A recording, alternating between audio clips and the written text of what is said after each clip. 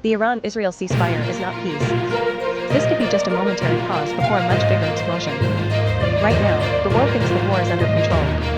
But behind the scenes, tensions are rising fast.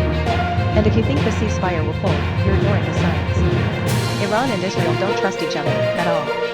This is not diplomacy, this is forced silence. One small trigger, and everything collapses.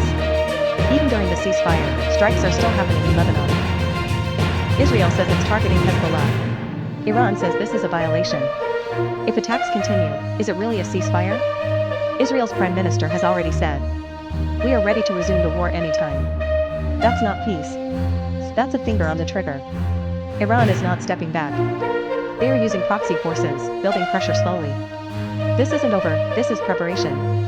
So here's the truth nobody is saying clearly. This ceasefire is weak, temporary, and unstable. The real question is not will war happen? The real question is when. If you want real updates, not fake peace narratives, subscribe now.